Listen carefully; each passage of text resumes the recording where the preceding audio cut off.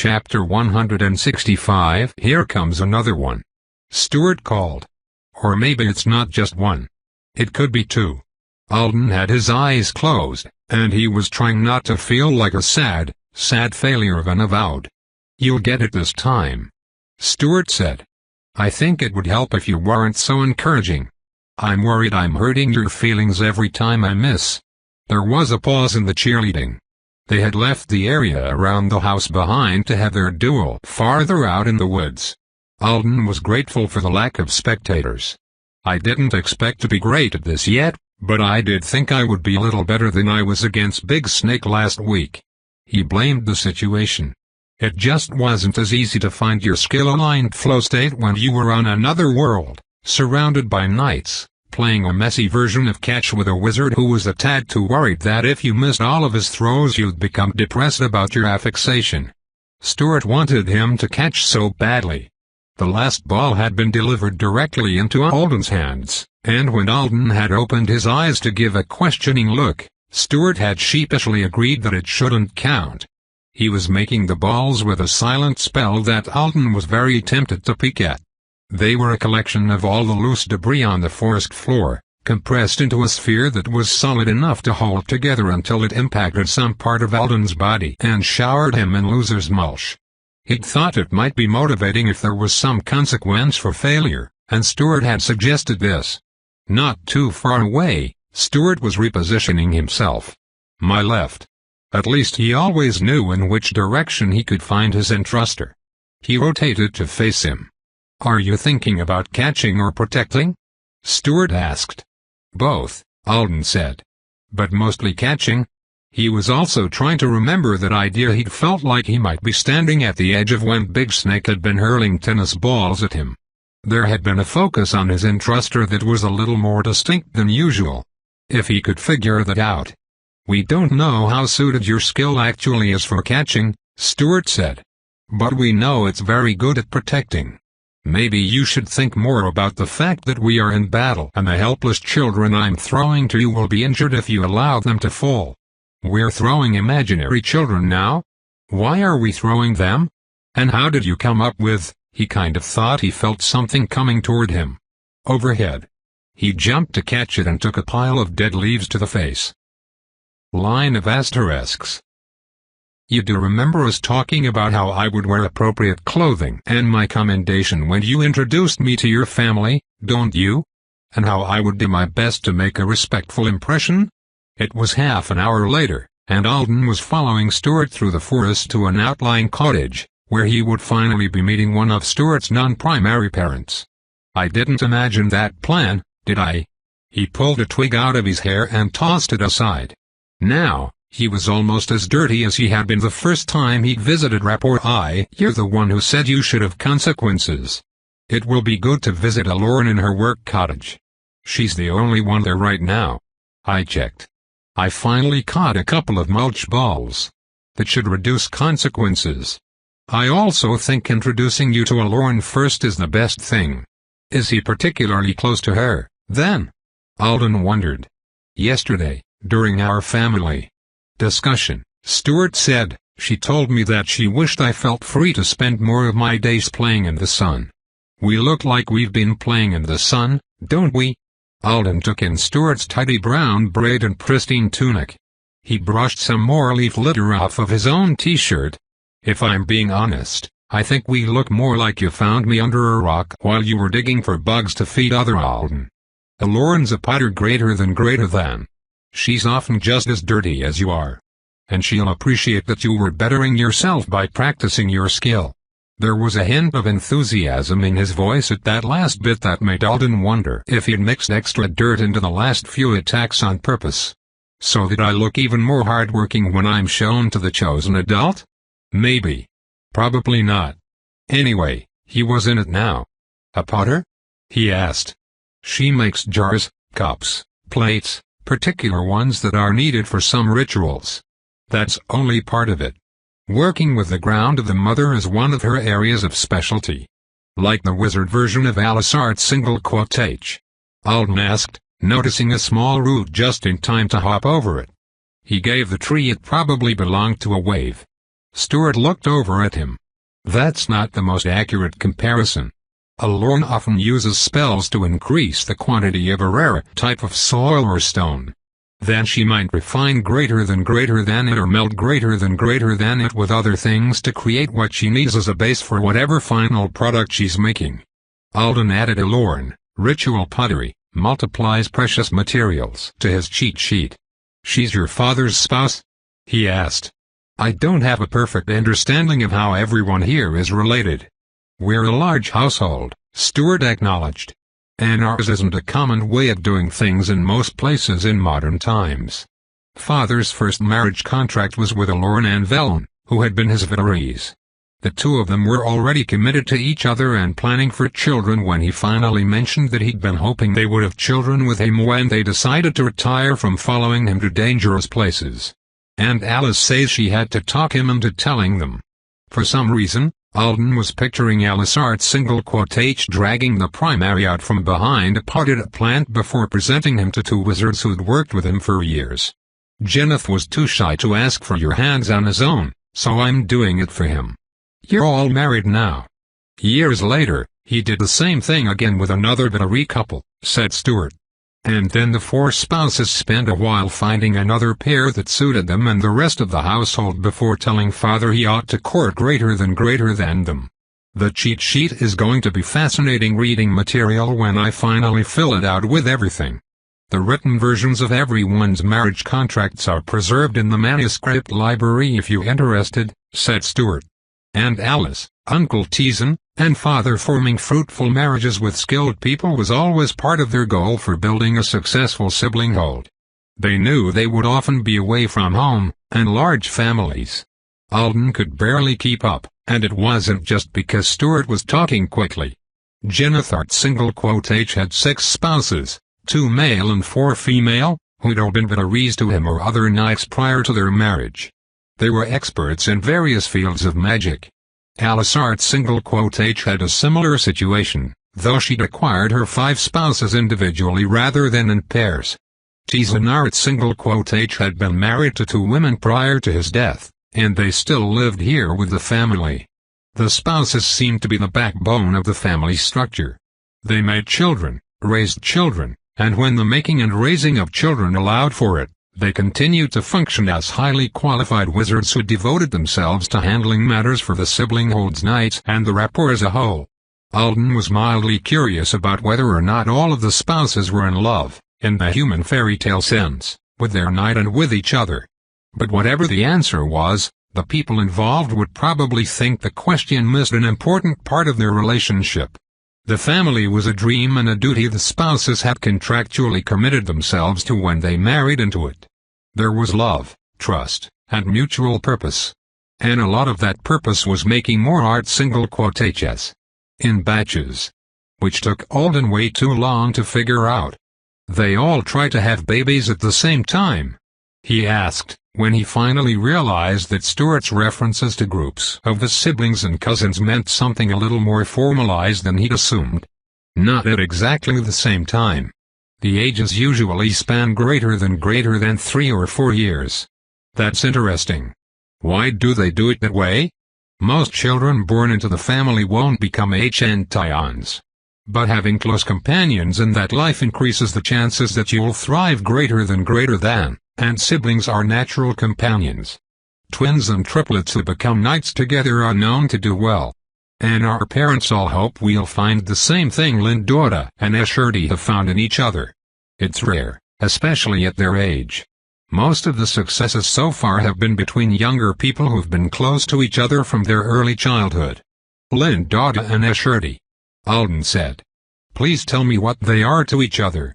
Stuart opened his mouth. After you finish the art family explanation, Alden added. I'm making notes. On my family? Is that okay? Stuart nodded. What do the notes say about me? Nothing. I can remember you just fine without notes. So batches of babies. The more children you have at once, the more likely it is that you'll have multiple who choose the highest path together.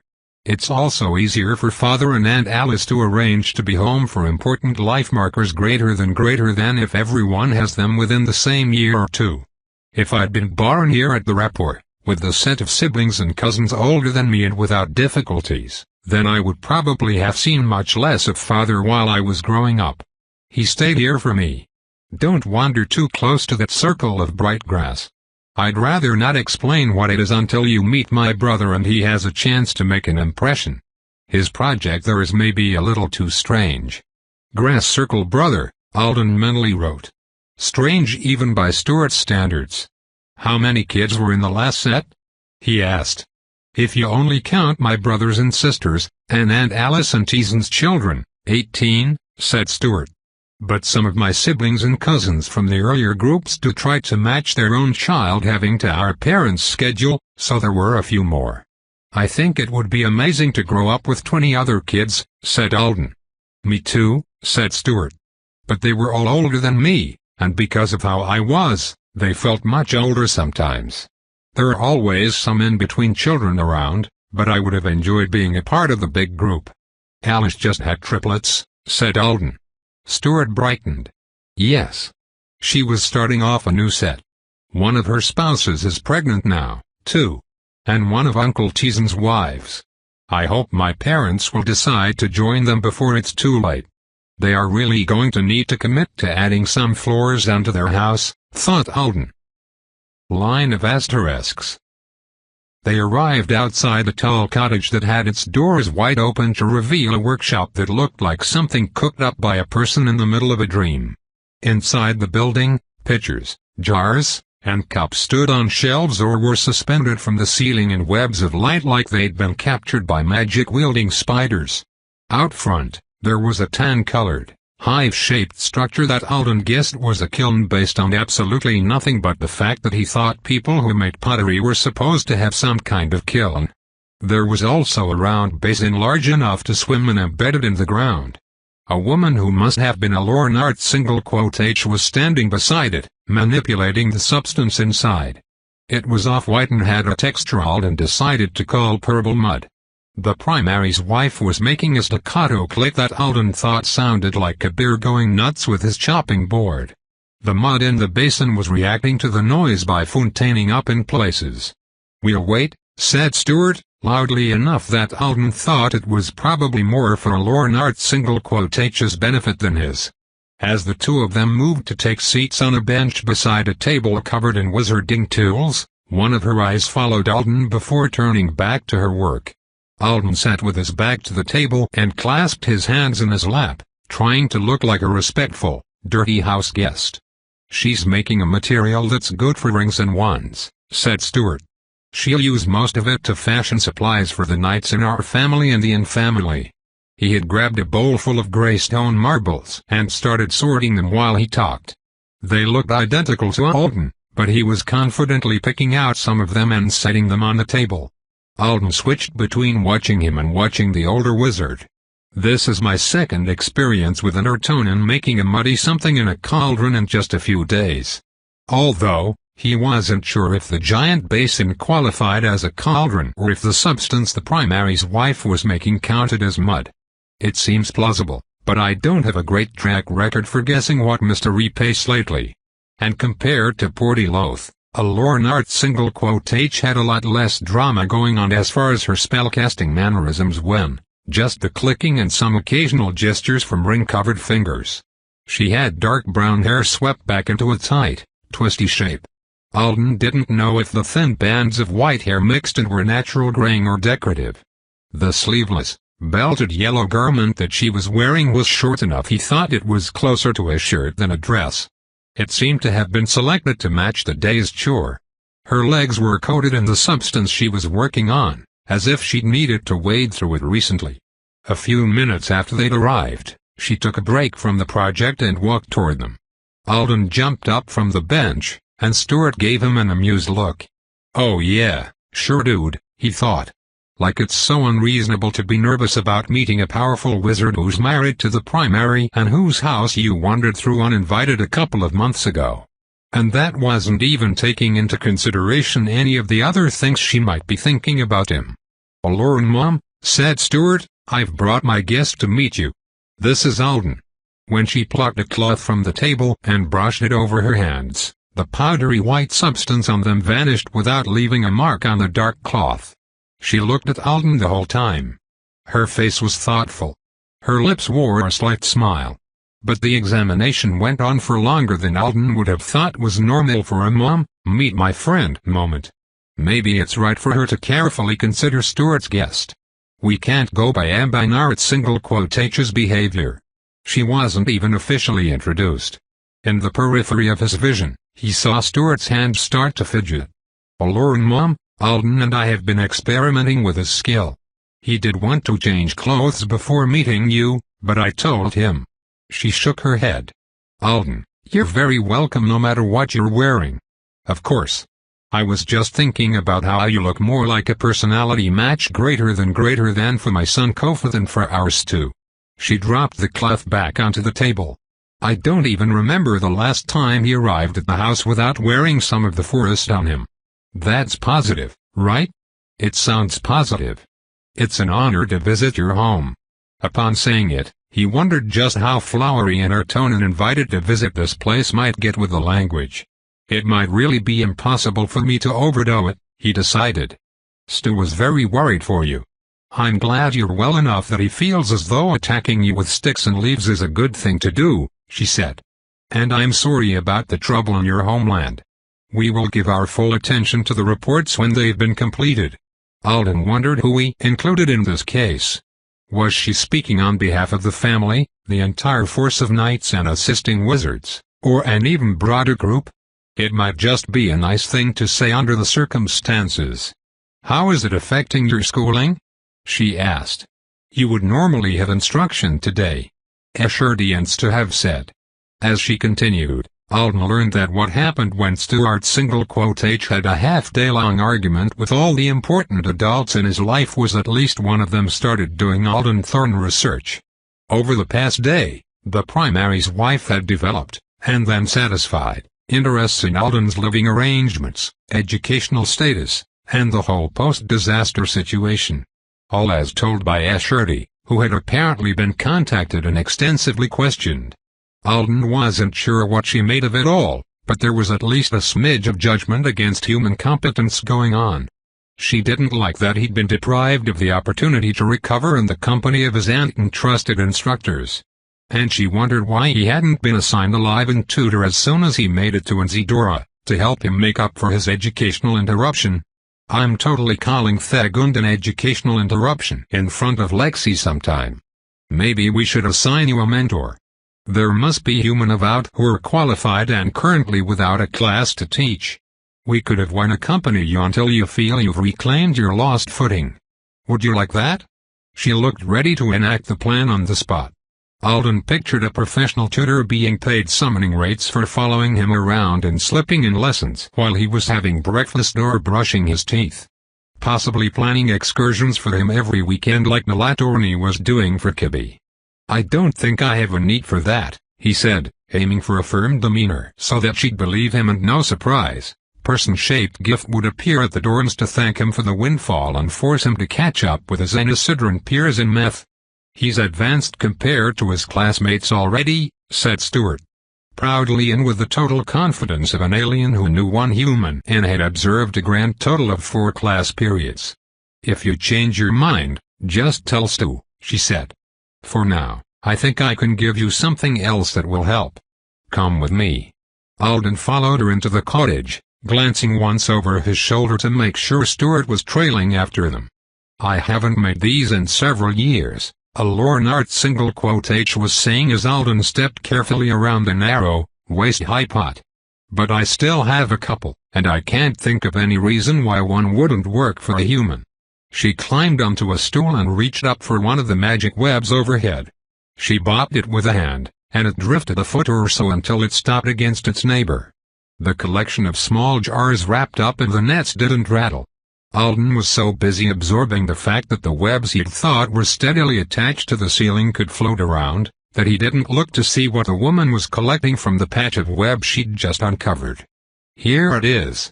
Stu, your guest will like this, won't he? At first, Alden was surprised that Stuart was being consulted about the trinket in her hand, but Stuart seemed to be seriously examining the offering. He took it, closed his eyes, and held it in his palm, running his fingers over it. We must be doing a traditional thing, Alden decided. Maybe Stuart is supposed to make sure that gifts are worthy of his guest. Or maybe just the first gift. He wondered if H was in trouble for offering him the flatsia candy without submitting it for an inspection. With nothing else to do but wait, Alden studied the potential gift that had been plucked from the net. It didn't seem nearly as overkill as a whole tutor.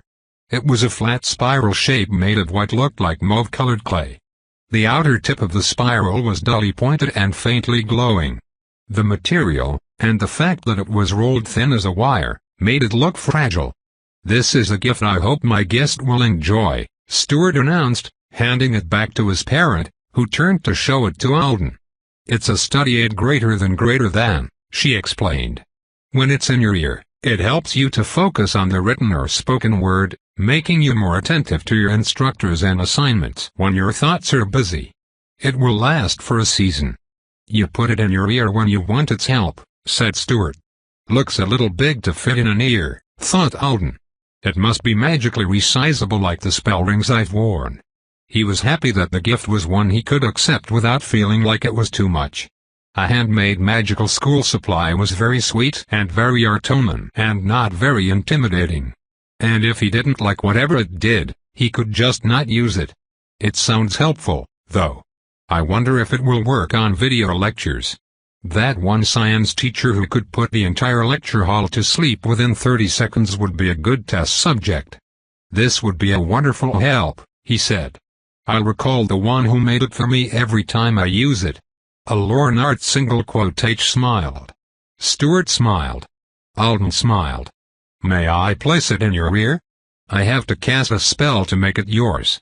Alden agreed readily and pointed at his right ear. "I think this is a success," he thought as she whispered a spell. "She doesn't seem to hate me. Stuart seems happy." One family member down. He felt a Lornart magic brush against him. It was a soft sort of touch. A tap. He'd gotten a lot of practice pretending not to notice with Portiloth's spells recently. And if they were going to notice something odd about me, they would have by now. He suspected he was missing a ton when it came to authority etiquette between wizards. Kindergarten pat-pats he knew. Everything else. The primary's wife finished whispering. Then, she grabbed Alden's earlobe firmly. "Wait," he thought. "Wait a second. What exactly did we all mean when I said she could put it in my ear?"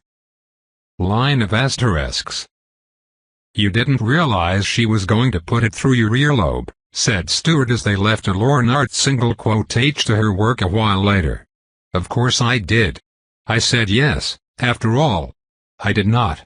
Who expects a sudden piercing as a present?" You gasped. As they headed back toward the relative safety of his streamside guest cottage, Alden was looking down at the little box that held his new study aid earring. His father did the thing with the questions and the hands. "A Lorn mom put a hole in my ear. And he's got so many other family members. If we keep escalating like this, I won't survive. What happens when I officially meet you? You know the hole is gone already, don't you? It doesn't last forever." "It's gone?" Alden reached up to feel his earlobe. "It really is. It's a magic earring. We told you that." Alden instantly felt better. He opened the box to look at the spiral. "It lasts for a season?" Stuart nodded. "I've used them before. I hope you'll find it helpful." "I'm sure I will. I go back to school tomorrow." "Sort of. Most of my classes are cancelled or by video." "You could stay here another day if you wanted," said Stuart. "I do want to. But I should go back. I got annoyed with the head of the program and one of my teachers and swore that I would attend every gym class. That meeting felt far away now. Can't I sleep here and leave early in the morning?" "Early in your morning?" "Yes. Thanks. What's on the itinerary for the next couple of hours?" "I think you should take a bath. You look like someone hit you in the face with a bunch of leaves." Chapter 166. The lab coated a hole in it, right over the center of Alden's chest. "How did this happen? Did I make a mistake?" He covered the hole with his free hand as he chased the sound of Kibby's whistle through the grass. His other hand held the bomb and the black glitter putty that she had entrusted him with. It's too soon. The coat's supposed to last for longer. It can't have holes. It has to help her months from now. She has to sleep under it in the vault until Alice's H comes. The high tone of the whistle sounded again. From my left? I'm running the wrong way. His nose was full of the smell of rotting grass. Why was it rotting away so quickly? And the case with the bomb in it was heavy, but if he dropped it... No. Wait. If I drop it, it's fine. The explosion we make with it won't help us draw in help, so I can just leave it. He tossed it aside and ran. Faster. As fast as he could. Holding the preserved putty was making it possible for him to move over ground that crumbled away. He gripped it harder and felt the fragment of bone inside. Lucky wizard's foot. He wished Stuart was a knight already. He'd come, wouldn't he? Or would his duty to the true planets make him too busy? Maybe Ashurti would be able to help. He had before. Back when, the whistle sounded again, from the way he'd just come. Did I run past her? Why can't I get that right? Kibby. He shouted. Keep whistling. I'm coming. I'll be right there. Don't stop. Please don't stop. When he turned, there was a cruel wall of ocean blotting out the Thagunda's sky. He could hear her. She was under all of that water. Or on the other side of it. He ran forward, his magically enhanced strides carrying him farther and farther with every leap, bringing him closer and closer to realizing that the wall wasn't water. It was just a wall, lined with white doors. I have to pick one. That's how this works. Stuart says I can have my own choosing season. But he didn't understand where the doors led. And if he got that wrong... Line of asterisks. Line of asterisks. Alden woke with a gasp, fighting against soft sheets in a room lit by the flashing of Xanxis. He and Stuart had filled another jar before Alden went to bed. He sat up, taking deep breaths and rubbing his eyes. I'm all right. None of that was real. Well, a lot of it was real. But none of it was now. The nightmare had gotten more complicated since the last time he'd had it. His brain must have thought it would be helpful to drop all the crap it could find into the pot. Why have 2 or 3 separate nightmares when you can have one super nightmare? He hoped he hadn't been making noise in his sleep. Stuart might be freaked. I should check and make sure I didn't wake him up. As soon as he stood, he remembered that he was supposed to be careful about standing. He'd paid back the debt for the self-mastery word chain after getting into bed. He felt normal, but a moment later, he realized that something else wasn't normal. The room. The jar full of water bugs was where he'd placed it on the floor. The 2 learning cushions were side by side on the carpet near the window. But where the sheer curtain should have been, separating the bedroom from the other half of the cottage, there was a wall. With a door set into it. Alden frowned. At least it's not wide. The door was a sliding one in a shade of cold, dark brown that blended with the decor. As he watched, blue logograms appeared on it. Can't I come over for a chat? He read the sign a few times, then looked down at himself. He was wearing his favorite sweatpants and a clean North of North shirt, 2 clothing items he didn't have with him on this little vacation. His Oriad was prominently displayed on his wrist. He absorbed all of that before nodding. Yes. Come over. I've thought about talking to you a few times since I came here. But she already knows that. The door opened, and an Entertonan woman stepped through. Braided brown hair, pink eyes, a welcoming and calm smile.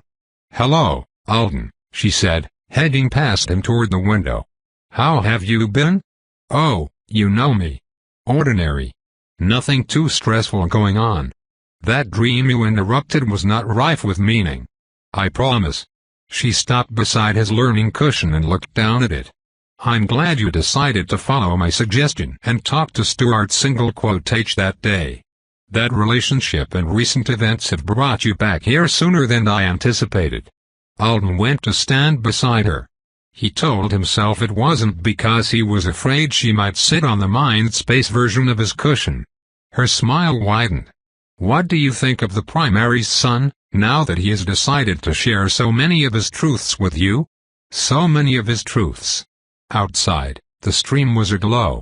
"I keep underestimating him," said Alden, staring out at it. "He's complicated. The first time we met, I thought he was a stubborn idiot with a really uncommon nobility thing going on. And then I met him again, and I saw that he was someone who'd been worrying over a mistake for months, trying to understand why he'd made it and make things right. Stuart was always trying to get things right. He named Riabi single quote after me. That was so odd. And he's on the verge of making a huge sacrifice. Part of me worried that he wouldn't choose it if he really understood. That he was just going at it recklessly, without enough consideration for himself, the way he did with the mission. I already respected him, so I didn't mean to think that way. But the worry was there at the back of my mind. And I was just wrong about that. He knows as well as he can, doesn't he? He's been weighing his options for years. And he's picked a skill that means something to him. He's not throwing himself away. Is he? He waited. If he were sure to die, I would have told them so, she answered. But I don't usually provide estimations when it comes to a person's ability to endure affixation. Why? Your chance of surviving on Munthagun for as long as you did was estimated to be less than 1%. Would it have strengthened you to know that? It would have crushed me, he thought. It would have killed me. Maybe right at the end, when the chance felt like zero, I would have appreciated having any number no matter how low. But in general knowing wouldn't feel great. And an estimate is only that, she said. A single moment of doubt can end you. A single word of encouragement can save you. Everything can change in an instant. Not even stone is stone, as they say. That's a very wizardy saying. He liked it. I want Stuart to live. She didn't reply. But Alden hadn't said it in order to hear one. I wish that I could tell him everything without being afraid that it would cost me everything. He looked from his learning cushion to the one beside it. The gold and silver embroidery glimmered. He is an awesome person. He's so serious when it comes to important stuff. He shoved his hands into his sweatpants pockets and let them clench there. There was this distance between us on our calls that always felt a little unavoidable. He wasn't telling me about nights and the cost. I wasn't asking him about everything that wizards keep quiet from humans. And I wasn't telling him all there is to know about me. But now he's shifting it. Me getting into trouble again and Escherty telling Stuart whatever he told him and the fight with his family about my friendworthiness, those have changed the situation. Accelerated it. Stuart's gone from testing the waters to cannonballing into the deep end. He's going to be such a generous friend. And I don't mean all the gifts or the trip to this place exactly when I needed it. When you let someone know the real you and they kept important information from you, even if you understood and didn't blame them. I'm closer to both than anyone else, but I'm still a little upset that he didn't tell me he was an avowed. And I didn't know he would want someone to check on his parents if anything happened to him. I thought we didn't talk about them because he didn't care about them, or even hated them. It isn't fair to either of us, he said. It can't be fair to either of us. Because if I ever decide to be generous in the same way, to tell him who I really am and what I'm really struggling with, then I have to live with the fact that I've given up this thing you've made happen for me. This little bit of control over my life. She seemed content to let him say things aloud that both of them already knew. Which was great, because he couldn't say them to anyone else. Thank you for the profile, by the way. Thank you for that control. I wish that he could have promised not to summon me. I wish that the well-being of the true planets wasn't a part of the equation. I wish that I could be honest with him without risking a future where I'm seen as a research subject, a threat to the status quo, or a rarer, more valuable resource. He inhaled. Do you have an answer for that? Only the one I've already given you, quiet rabbit. Live in hiding if I want. Try to keep my secrets. Alden pulled up the two profiles with a thought and looked at them. It still amazes me I have this. It's something. A choice nobody else gets. I do know that. You've spoken a lot about choices with your new friend, she said. I don't think I know enough to make all of the decisions I need to, he replied. The last time you and I talked, I was choosing to keep my authority sense. And then with my affixation. It was a lot, and afterward, I just wanted to get home. You could ask me your questions now. I'll answer many of them. Honestly, though. She stuck her lower lip out in a pout. Sorry. I can't stop suspicious thoughts from popping up. Earth said that lies to its avowed incurred a cost. Alden imagined it was the same for Atona and this part of it. But he was also walking proof that she was perfectly capable of being a big spender. What should I ask first? I've understood the mother privilege correctly, haven't I? It's only for nights. And it's the same way Alisart's single quotage got you to pay attention to me and save me when I teleported here from her ship. That's right. My children can ask me to break a rule or take extraordinary action for them. Whether I agree or not depends on how much they've given, how much they've taken, and what the request is. She hesitated to ask, said Alden. The rules and ordinary actions of a contract exist for reasons. My Alice may think some of those reasons are wrong, but she also knows that, on the whole, they are for the safety and survival of her people. So I knew when she asked that the person I'd be saving would be special. Just look at him. She reached out to tap the window in front of them, and the view of the sibling hole's backyard disappeared. Another scene replaced it, a teenager in a bathrobe and yoga pants, standing on a rooftop with water rising toward his knees. And Artonin was clutched in his arms. Alden stood facing himself. I look like shit. He looked scared. How? He swallowed. How likely is it to happen again? Not this specific event, but something like it. A person targeting Metadero or Nzidora or Earth. A demon doing it. Me being in the middle of it. Is anywhere safe? It's not likely, she said. But it's more likely than it was the last time you were here. As far as known planets go, Earth is an excellent one to live on. Not the best, of course. She waited. When he looked to see why she wasn't saying anything, he found her watching him expectantly.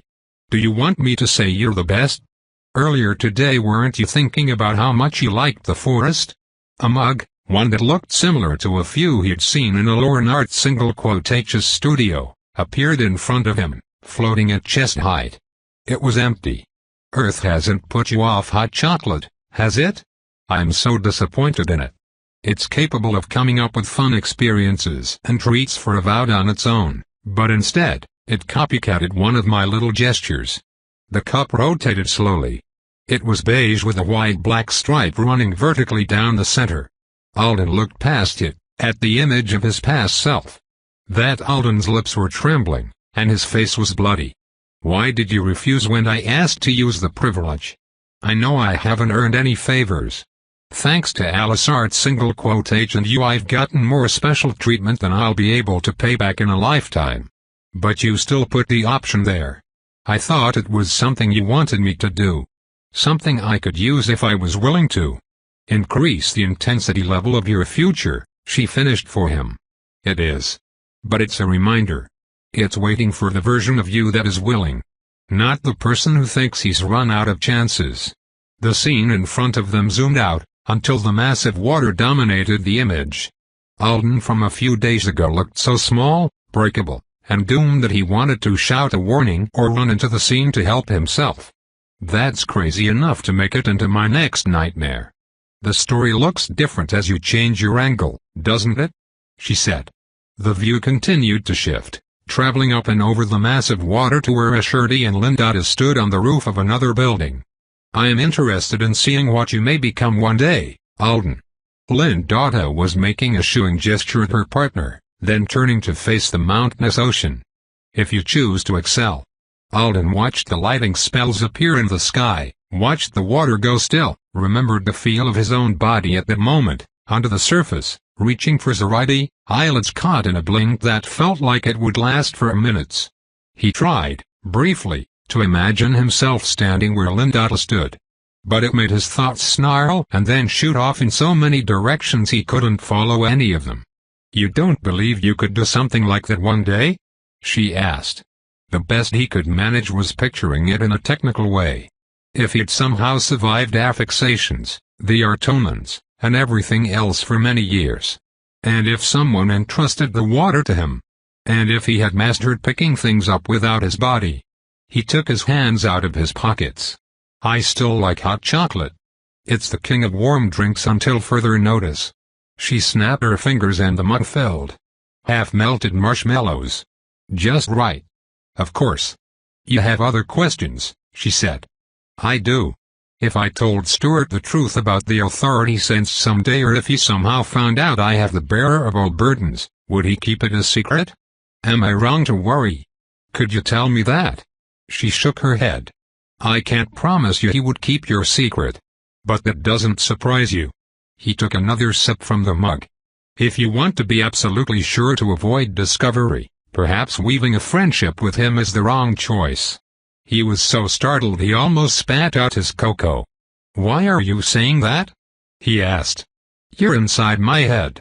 You know I'm only agonizing over it because I already intend to be his friend for as long as he'll let me. I don't know how it will go. Probably it's going to be better for him to be friends with other knights after he affixes.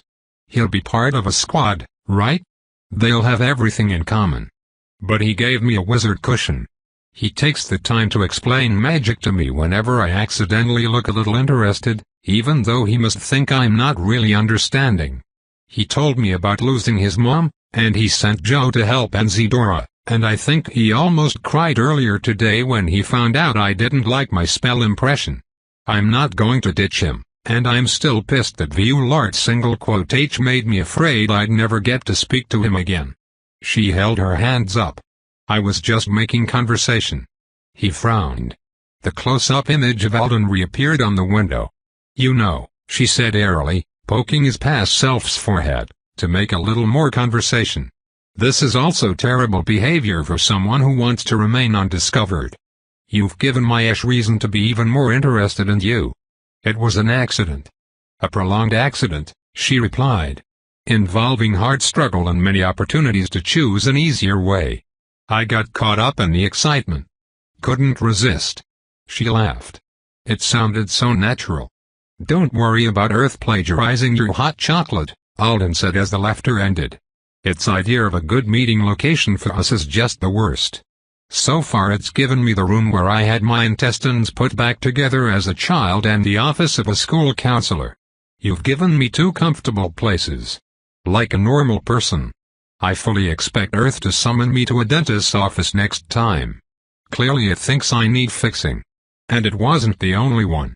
Can someone in my position ever safely use a mind healer? What if they bump into the wrong memory? What if it hurts unexpectedly and I start trying to slap them with my existence? You have options, she answered. Avowed healers of mind on your planet don't often have the ability to read thoughts, and you could avoid the services that required sway helpers. But their talents are more limited than what you'll find here. The healers Stuart H would introduce you to could offer you a much more diverse and personalized experience. They could also easily read your thoughts. But it's very unlikely that any of them would do anything other than what they had discussed with you in advance. Yeah. I doubt the primary would let people with crappy morals work on his son for years. Actually, some of them would be influenced to behave in the way you want by factors other than their morals. But they would still behave. He thought about that while he drained the rest of his mug. You're considering it, she said. Not being as steady as I want to be is tiresome. And I like the idea that I can make this period of my life my own kind of choosing season. But when I try to approach the choices, I'm either frozen in place from the pressure or the opposite. I have this urge sometimes to lunge at the decisions before they disappear. I know that's not good. And I want to stop being. He couldn't quite put it into words. Well, this trip helped. I don't know where I'd be right now if Stuart hadn't invited me over. Probably in my hospital room, trying to come up with an explanation that would fool Ashurti after I blew a hole in the wall with my Ariad. I like that you think you could blow a hole in one of Matadero's walls, she said. Even the interior ones. So ambitious. He had an urge to stick his tongue out at her. Feel free. It wouldn't be the first time in history, but it doesn't happen often. He did. She did it back. I'm pleased, she said, that you've decided not to be afraid of me. He looked away. It's not time yet. And I know you won't push like Earth. Tonight is great. But no promises on my future mood. If. Can I? You can affix on whichever planet you like. He had thought she would say that. And he had thought he would feel more relief to hear it than he did. I can pick when. Yes. His hands tightened on the mug. He stared at the ring of melted marshmallow stuck to the rim. How long will it be before that changes? Before I can't wait anymore? I did it. Asked the scary one. It was the right thing to do. Solid choices started with good information. Baby steps. Whatever the answer is, I'll say, okay. Like I'm cool. When she didn't answer, he pulled his attention away from the mug and found her eyes. You're not going to appreciate hearing this, she said, but you want a more narrow and certain answer than I can give you. You really don't know. Your course is less predictable than some. I will have a better estimate as you approach your limit. But so will you. If you neglect training your bound authority and focus on your wizardry, it will be sooner. If you lock yourself away from the world, perform no magic, and search for inner peace and satisfaction, nobody told me that was an option. There are other variables. But knights almost always progress very quickly in the times between their first several affixations. You're growing that way, too. Several? Alden latched onto the word. Does that mean it slows down? Older knights tend to vary more. Most have pauses in their growth every now and then. Some almost come to a standstill for years at a time. Others race forward and never stop. Ask Stuart H. This is a subject he'll be eager to explain. But, Alden, don't count on your own pace being anything you would consider slow anytime soon. I won't. Really. He clenched his jaw. I know. 8 to 10 months, she said calmly. It's the most likely window right now. That may change. It took him a while to say, okay. Line of asterisks. He wanted to spend a while exploring his options for improving his skill, and of course, she let him.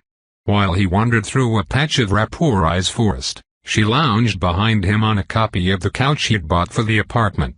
This was too overwhelming to take in last time, he thought.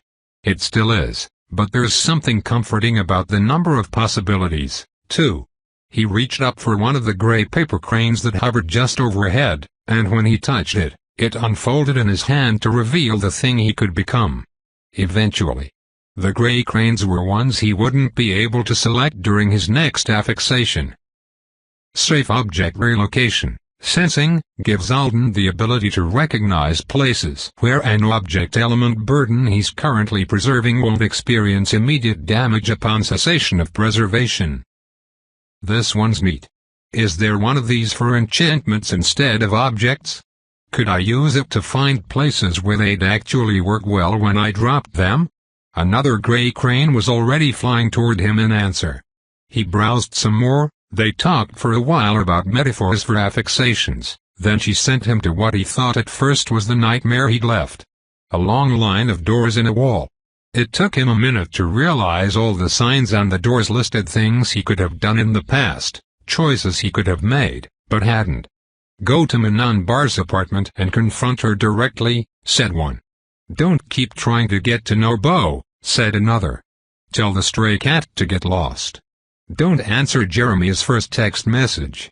Apologize to Maisie for breaking her pencil instead of hiding the pieces under the playground slide.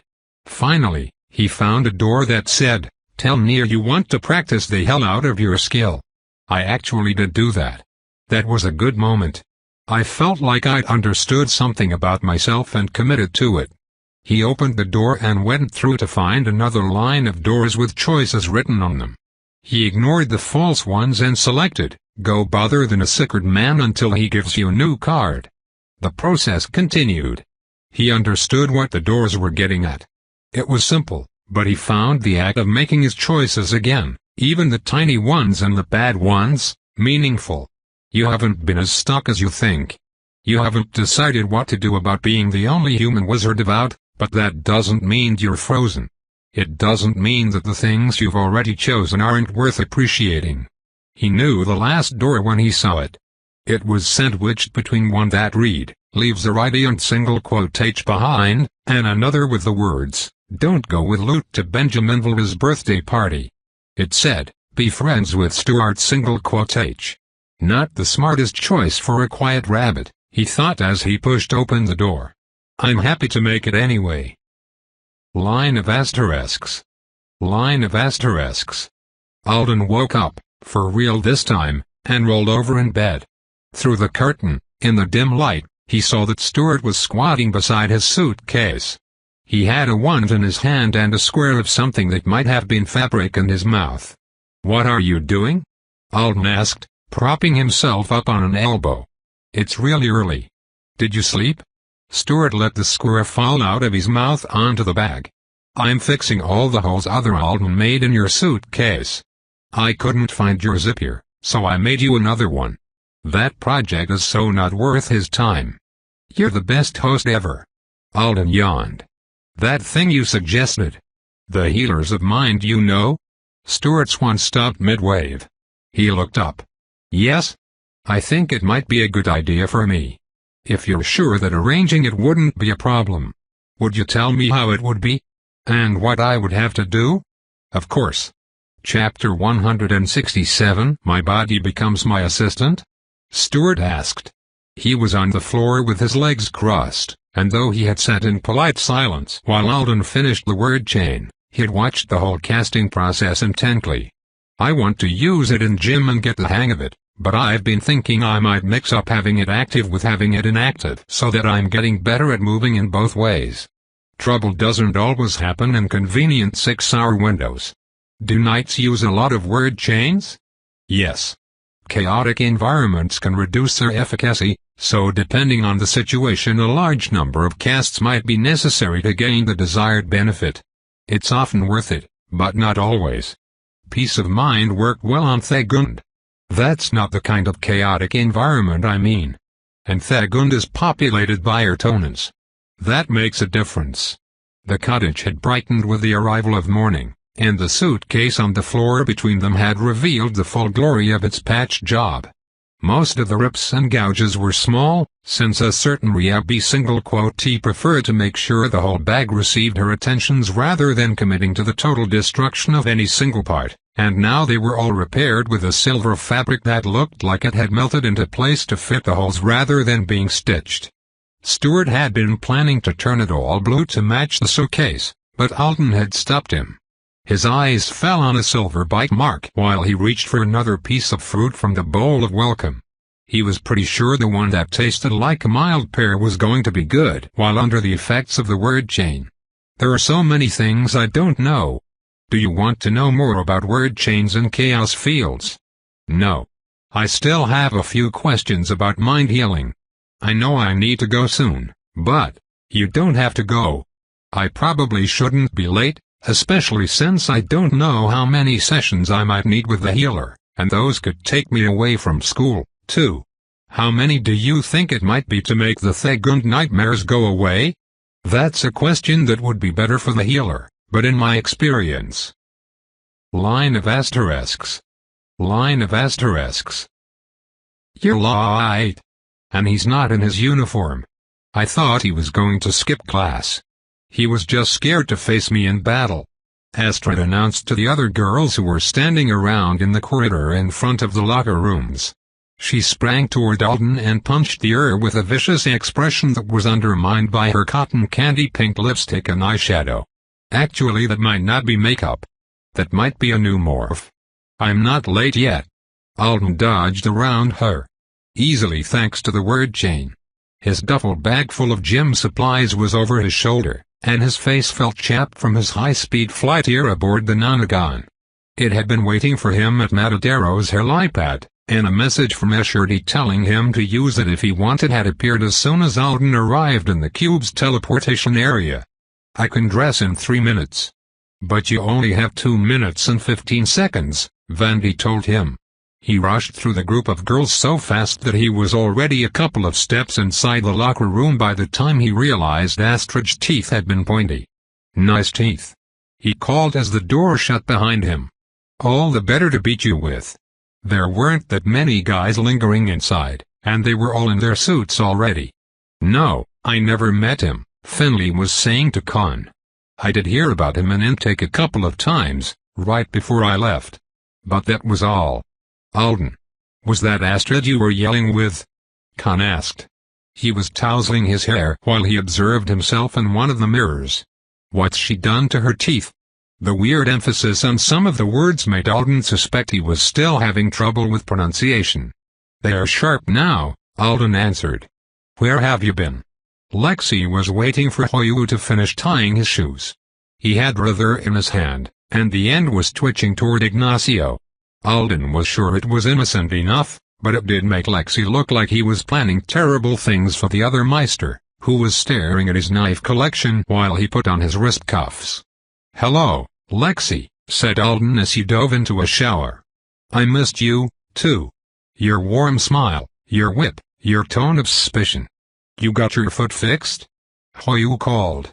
Alden stripped off his shirt. I got permission to take the boot off. And a lecture about my diet and my badness as a patient.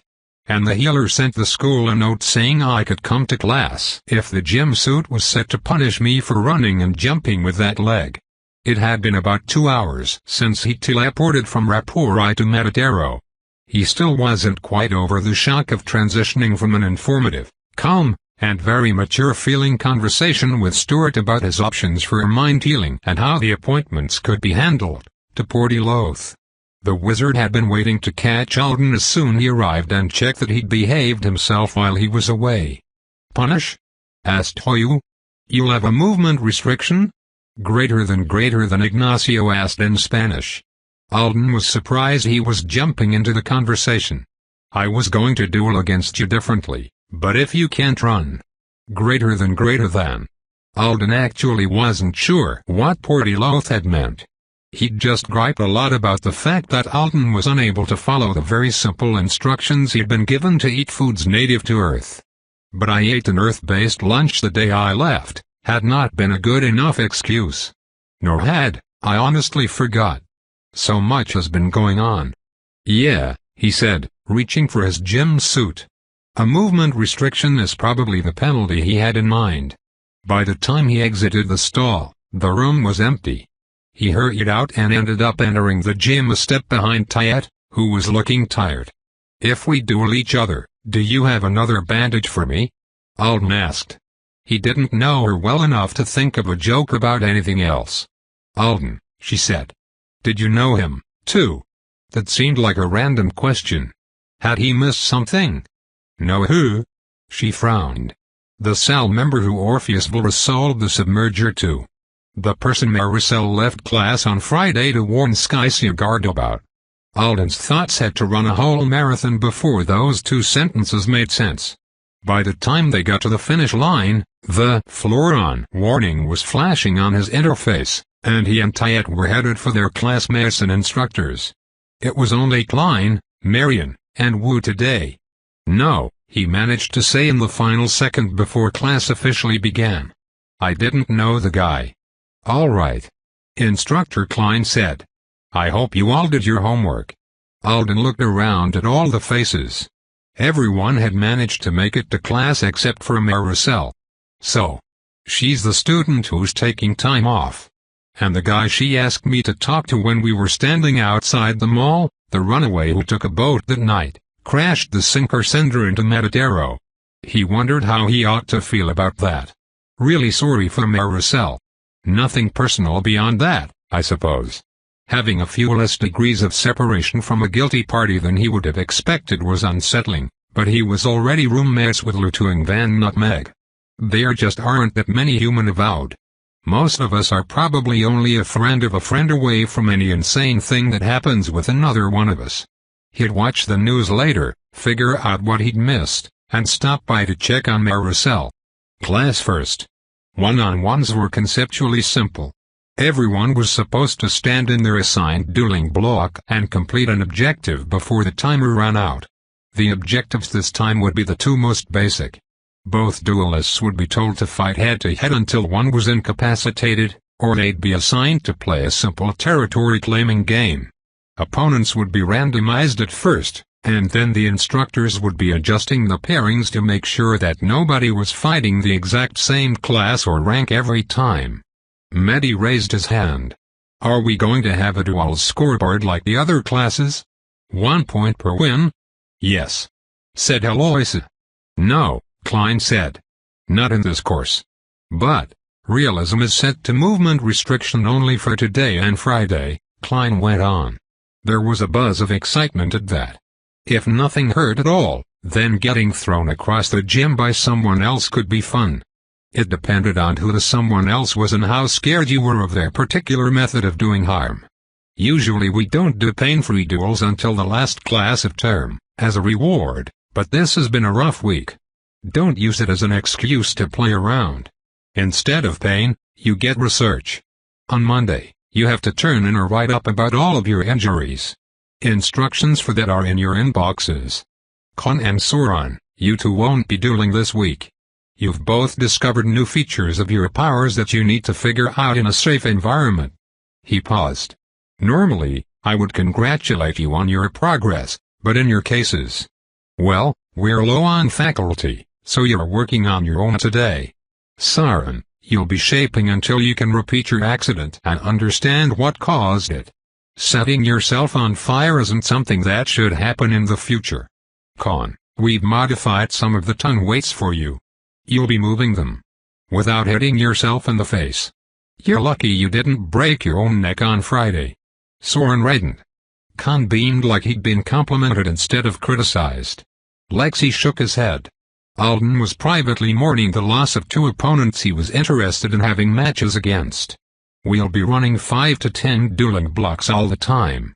When you're not in one, you can all use the practice area over there to figure out what went wrong, what went right, and what you might want to try in your next fight. Instructor Klein gestured to the far end of the gym, where the floor had already been marked off with lines. If you exhaust your body or your main talents during duels, you'll be out. You can choose to observe from the bleachers or, if you've got something that's still worthy of testing on the floor, you can do that in the practice area. If your temper gets the best of you and you continue attacking another student after the time call, you get to run laps around the track all by yourself until I have time to come and talk to you. Which should be around 9 o'clock tonight, after I've had my supper. Alden looked around, trying to guess if anyone might end up in that unenviable position.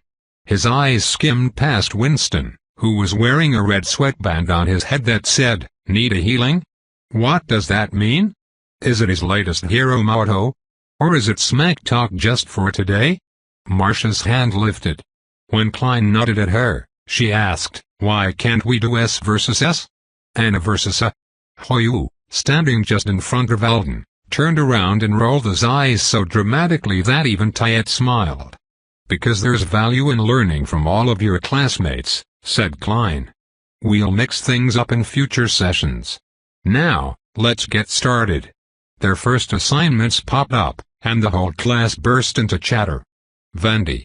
shouted Hoyu, waving at her excitedly. "I've got Max," said Lexi. "It's me and Olive." Tayet was swiping at her interface. "That's good. She's nice." Olive looked less than thrilled. Alden hadn't been assigned an opponent yet, so he jogged toward the practice area. "Walk, Alden." He halted and then waved at Klein in acknowledgement. Marcia passed by him, irritation apparent in her every stride. Her polearm, in glaive mode, was propped on one shoulder, looking as deadly as usual. And Jupiter was trotting beside her, carrying a single, fist-sized cactus in a pot. Is she going to fight with that? Alden wondered. It was a cactus, but it was so petite compared to her usual choices. Maybe it wouldn't be bad to fight her since she didn't bring the whole hedgerow tree with her. These were almost free because the store flooded, Jupiter said to Marcia. I brought 40 of them. Never mind. She's planning to be a cactus pitching machine. But that's still not as bad as some of her other options. If she only sent a few at a time. Marcia turned around to glare back at the pairs who were starting their duels. It's not fair. Maybe there's value in fighting some of the A's. But for most of them? For this kind of dueling? I might as well chop wood.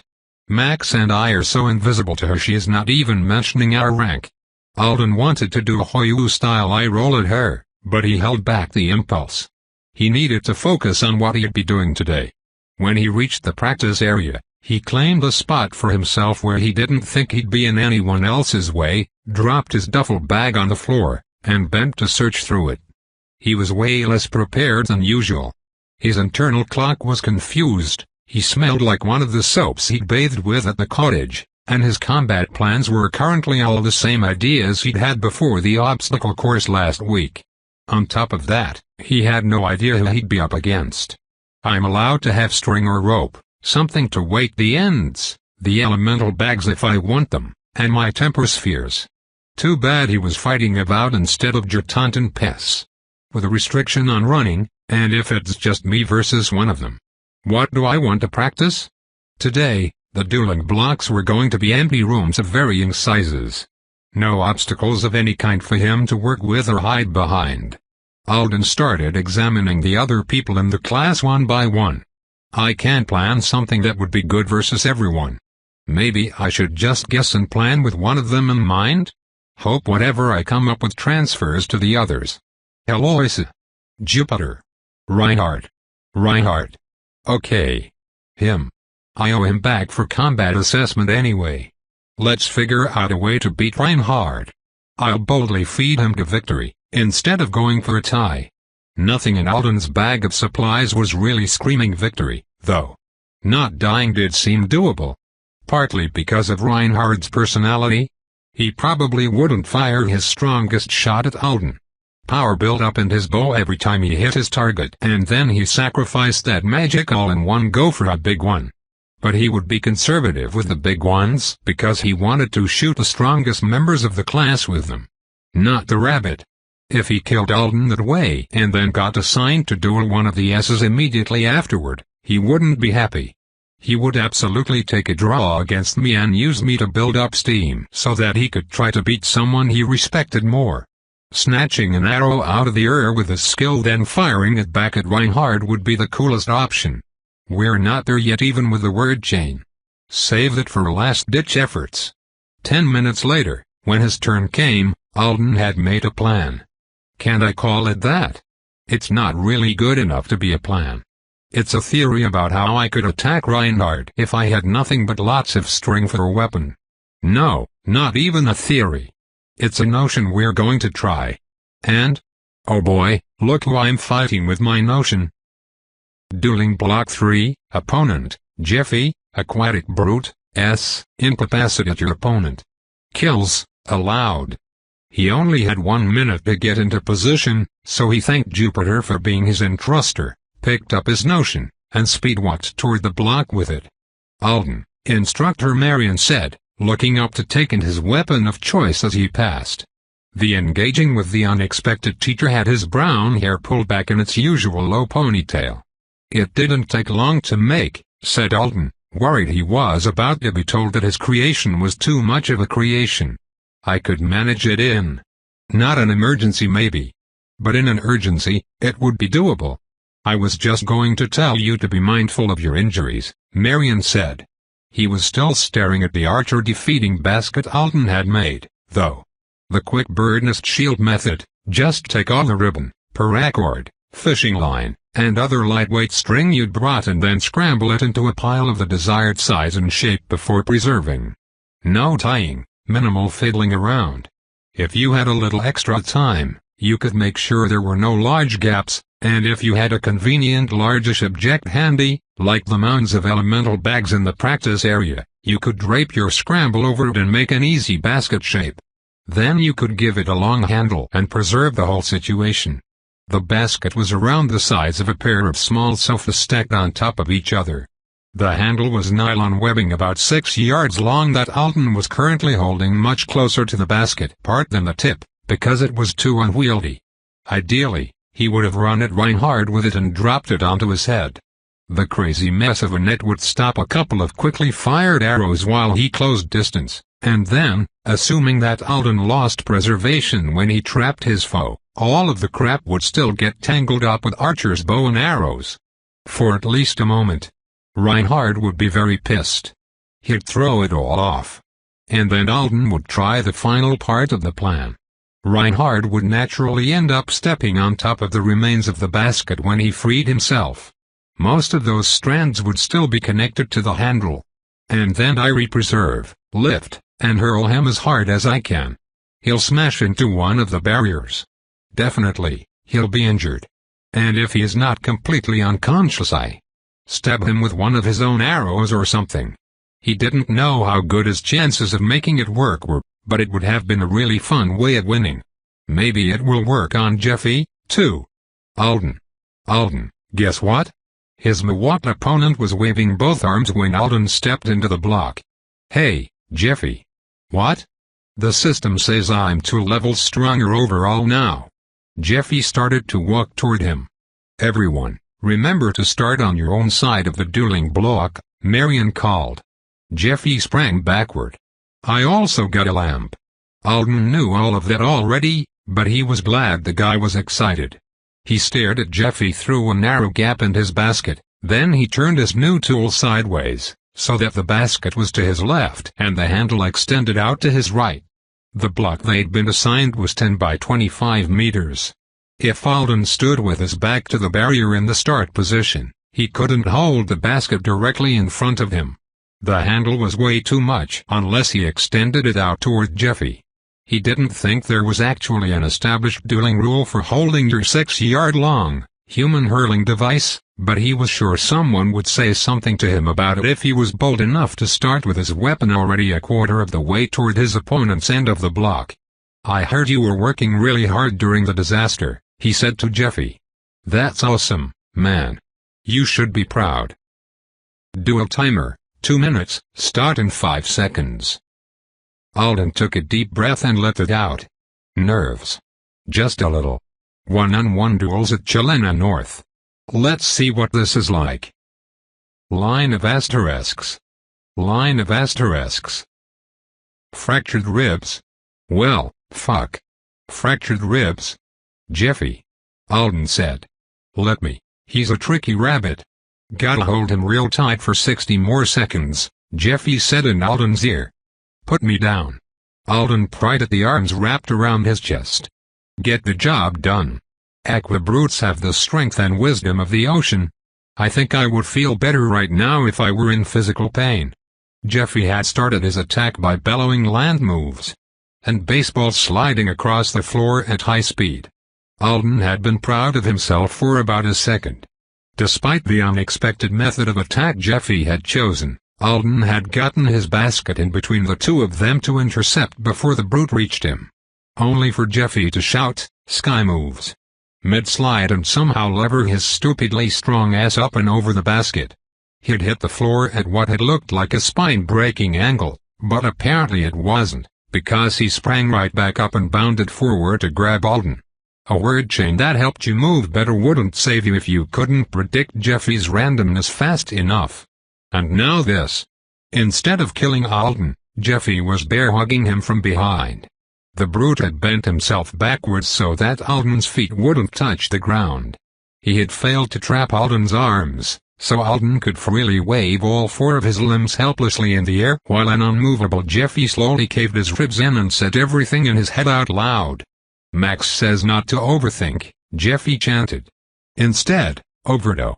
I should yield. You look stuck there, Alden. Instructor Marion shouted. Perhaps you'd like to concede? No. I'm still thinking. He kicked his feet. He waved his arms. He'd still had a grip on his basket handle when he'd first been picked up, but whacking Jeffy in the head with the end of it did absolutely nothing. 60 seconds later, Jeffy set him down. Alden was breathing hard. He reminded himself that Jeffy wasn't a deliberate jerk and him going on about the strength and wisdom of the ocean while Alden flailed wasn't some kind of insult. Good fight. Jeffy held his hand up for a high five. Wow, your face got red. You. Alden took a deep breath, let it out, then slapped his hand. Yeah. Good fight. The overdoing is working for you. Line of asterisks. Dueling Block 6, opponent, Jerry, Shaper of Water, Claim your opponent's territory by tagging all of the marked locations on their half of the block. Kills, disallowed. This doesn't seem fair if you're not allowed to run today, said Jerry, staring at the red squares on Alden's half of the block. The jumbo water jugs she'd overturned were spilling their contents onto the floor. I'll just do my best. She lifted her hands, and the water began to form a blob in front of her. But your shield is a net. That is unfortunate versus a water shaper. Maybe I'll get Reinhard next time. Line of asterisks. Dueling Block 3, opponent, Marcia, Meister of the Mutable Haft, S. Incapacitate your opponent. Kills, allowed. Just hold out for 10 seconds, thought Alden. He ditched the handle, and he was holding the big bird's nest shield directly in front of him with both hands. It covered his whole body and then some. Versus several members of the class, with his back to the barrier, this would be enough to ensure a draw. Versus Marcia 10 seconds would be a triumph. Start in 5 seconds. How to make it last that long against her? I'll throw myself toward her as soon as we start. Using the good foot, so nobody can complain. She won't be expecting that from me. As soon as I land, I'll jump to the left as hard as I can. I'll zigzag around like crazy. At least 10 seconds. Then I'll find out what it feels like to take one of her hits with my skill. He wanted to know that, and this was his first opportunity. The polearm was still in glaive shape. She would probably just run straight at him as soon as they started and swing it. 1 second. Start. Alden bent his knees to throw himself toward her. A sense of threat to the space he occupied. A flash of light. No. His fingers tightened on the shield. For the briefest instant, there was a detectable battle, the authority of his skill to bear and preserve, resisting the attack of someone whose power was bound for the creation of an offensive strike. Then Alden was standing there, holding 2 fistfuls of severed cord and string. His skill was toast. An injury list that could have been abbreviated as very dead appeared. He looked across the dueling block at Marcia. She hadn't come toward him after all. She'd just swung her weapon from over there, trusting that the magical follow-up slash would finish him. Like chopping wood, she muttered, stalking off. So, thought Alden, as he watched her go. This is what duels are going to be like. Line of asterisks. Line of asterisks. He was the second person to head to the bleachers. Olive was there, sitting with her arms wrapped around her knees and a jacket draped over her like a tent. The posture and the puffiness around her eyes made Alden think the illusionist wasn't in the mood for company. He went past her and found a seat high enough to provide a good view of all the blocks. Should have expected this. When having one big skill was your style, and that skill was tired, you didn't have anything to fall back on. I guess I could have told Klein that I wanted to keep going until I'd run out of temper sphere uses. The look on his face might have been worth it. He stared down at the current batch of duelists. Max and Astrid were just standing in their block, watching each other with tight postures. Alden assumed the problem was that Astrid knew Max had put down a trap, and she was trying to guess where it was. The skill that went with Max's zone spells was one that let him adjust the effects the zones had on him. It was reduction only at this point, but that meant he could walk around in the middle of one of the traps and fool people into thinking it was normal floor. In the neighboring block, Reinhard versus Hoyu wasn't going well for Reinhard. He ran faster than Hoyu, but not when he was shooting at the same time. Hoyu had him in a chokehold already and would be winning any second. There was still over an hour left of class. I have 13 more classes until the end of term. Maximum. We'll probably be dueling in a lot of them. How should I handle it? Ruther plunged into the back of the brute who'd just grabbed Lexi. Should I try to figure out how to beat each classmate? Lucille had the object shaper pinned to the floor. She looked apologetic about it. No. Let's stick with the plan. I'm here to learn, practice, and grow the skill. So if I leave a fight having done that, it's a personal win. And if I don't get anything out of it, it's a loss. He looked down at Marcia. No taking her hits like that again this term. He understood what it was like now. There was nothing else to be gained from a repeat. I also can't outrun her without a ground element surface. So she's absolutely no good for practicing defense against in a battle like the one we just had. Next time, I'll try out something offensive. Okay, so if she's going to stand in place and chop wood like that whenever we fight, I might as well use her to practice hitting hard and fast from range.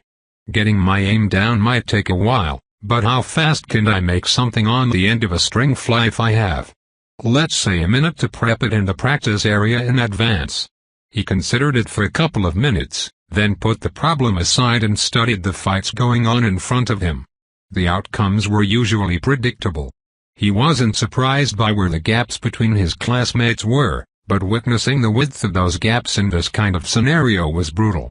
Everyone had been freed of the need to think about delicate rescue operations, team strategy, and complicated rules. The S-ranks looked like monsters. And the S-rank meisters looked like the monsters that ate the other monsters for breakfast. Tayet, Marcia, and Ignacio didn't lose except to each other. Alden didn't see Finley fight Ignacio, but Tayet got the speedster by throwing all of her darts at once. And Marcia just barely beat him in a difficult-to-follow close combat situation. Alden was going to have to watch that one in slow motion. He thought Finley's mistake might have been positioning himself between her and the place where the polearm had fallen on the floor. S-rank weapon meisters were generally the killingest of killing machines. Most of them lacked the flexibility and creative options that shapers and adjusters had. They weren't given as many foundation points as brutes. What they had were magic weapons and the talents they needed to make those weapons extremely dangerous. So their dominance today was to be expected. It was to be expected. But a lot of people, including the members of the class who had seemed most eager for duels, were acting like they hadn't expected it. The obstacle course didn't make it as stark as this, Alden thought as he watched a boy stalk away from his duel with Ignacio. He turned back to say something that made Klein bark a warning. The tempers were getting hot in the Oana fights as well. Jerry was out running on the track.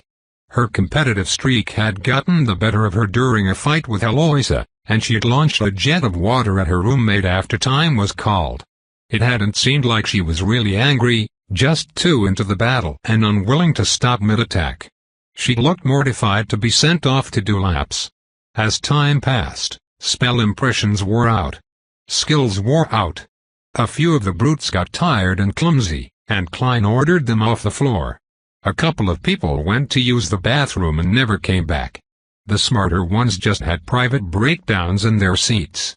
People in this program get very upset about losing, Alden said when Lexi, wearing a towel around his neck and moving like he was exhausted, finally joined him on the bleachers. He had done well, and he looked satisfied. That's probably the equivalent of an average person wearing a giant grin. Lexi drained the water bottle in a few gulps. "How did you do?" he asked. "How's Hoyu?" "I haven't been able to pay attention to anything but my own fights since I started. Marcia butchered my magic and my body," said Alden. "Hoyu hasn't been winning as much as you. Some people have started running from him to force draws. But he's going to be the last rank standing."